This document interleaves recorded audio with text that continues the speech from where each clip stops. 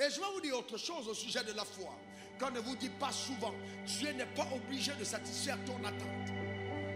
Mais Dieu veut que tu aies une attente parce que bien des fois, il veut surpasser ton attente. C'est-à-dire qu'il ne va pas exactement te donner ce que tu demandes parce que souvent, ce que tu demandes est trop inférieur à ce que le ciel veut faire.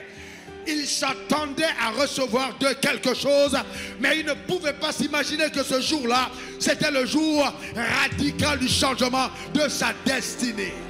Il était né comme ça, révérend Francois. Il était né comme ça.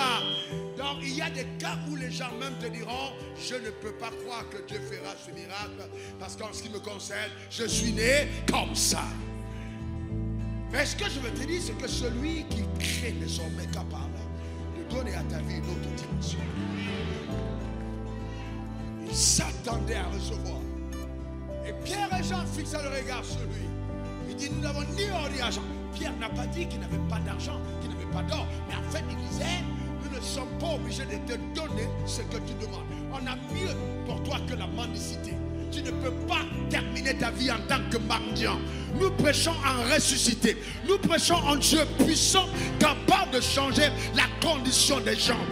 Nous ne pouvons pas te donner de rester un mendiant. Regarde-nous maintenant, parce que toi aussi tu serviras Dieu. Le drame aujourd'hui, c'est que beaucoup de personnes pensent que Dieu est obligé de respecter les normes humaines pour agir. Non, il n'est pas obligé. Pierre et Jean étaient des hommes ordinaires. Ils n'étaient pas des diplômés en théologie. Ils n'étaient pas des agrégés en missiologie. Non, ils n'avaient pas fait une école réputée de pastorale. Mais c'était des hommes qui avaient côtoyé le Christ. Quand vous avez marché avec Jésus-Christ, vous devenez extraordinaire. Extraordinaire. Je voudrais t'inviter par cette parole à ne plus jamais laisser le Christ, mais à rester à ses côtés parce qu'il est capable de t'utiliser de façon extraordinaire. Pendant que je parle, le Seigneur me dit de parler à un homme de Dieu, de parler à une femme de Dieu. Tu deviens un canal par lequel des miracles vont s'accomplir. À partir de ce soir, ton ministère est accompagné de signes, de prodiges et de miracles.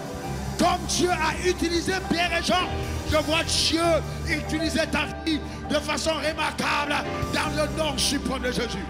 Donne-moi ton meilleur amen. Dis encore amen. Il est écrit, voici les signes qui accompagneront ceux qui auront cru. À partir d'aujourd'hui, ce à quoi tu aspirais, tu soupirais, le Seigneur t'introduit dans cette dimension.